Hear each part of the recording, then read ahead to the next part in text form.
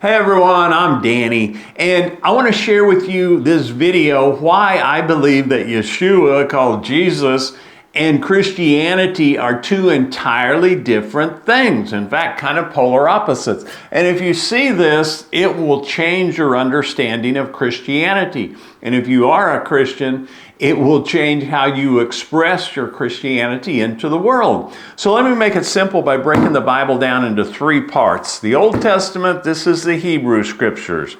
This little tiny part right here, the Gospels, is the story of the life of Jesus, what he taught and what he did. And the rest of the New Testament, this was written by other people after Jesus, and it's kind of their commentary on who Jesus is, what we're supposed to believe, and how to do church. Now, Judaism rejects this part of the Bible and goes by this part of the Bible. Christianity uses the whole thing. But I kind of let Jesus stand alone. He's by far the most important and authoritative person in the Bible, at least as I see it. And I'm not saying there's not really good things of gold nuggets in here and here, but Jesus looks so totally different whenever we let him stand alone.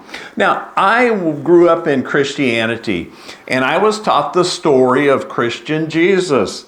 And you probably heard it, but it goes like this, that I was born guilty and unworthy with a sin nature because of Adam and Eve, and I have, there's no good thing in me. And God, who is Yahweh, the Father of Jesus, this Old Testament God, he hates my sin.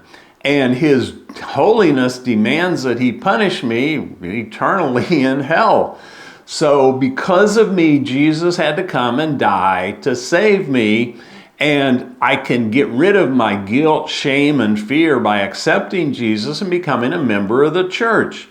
But if we just go by the words of Jesus from his own mouth, we would have no idea we were born guilty or corrupted, that we were separate from God. We wouldn't even know that God ever gets mad. We would think that God is just like Jesus himself, or that God is like the father in the parable of the prodigal son. So there goes all of the guilt, shame, and fear.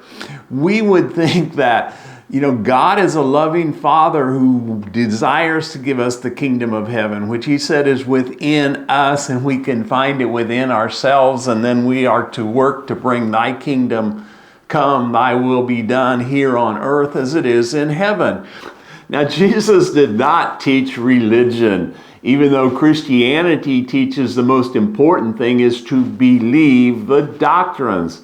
But Jesus, it's not about believing doctrines that are unprovable, but about doing the things that he taught us to do, the non-religious things like treat others as we want to be treated, forgive, don't repay evil for evil, be compassionate. If you're the greatest, well, help the weakest up. And don't let greed, hate, bitterness, fear, jealousy, lust, envy, all of these things, don't let them into our minds and our bodies to control us.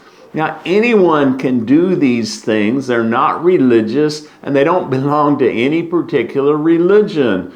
Jesus is not owned by Christianity any more than they own bingo or potluck dinners.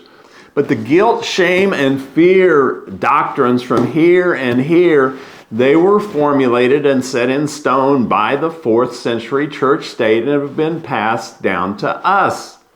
And these provide the marketability for the religion to exist and to continue. But I don't think Jesus cares at all whether we believe in doctrines built on stories of talking snakes or virgin birth. But I think he might be asking a lot of people, why did you call me Lord, Lord, and not do the things I told you to do? Something to think about, and thanks for watching.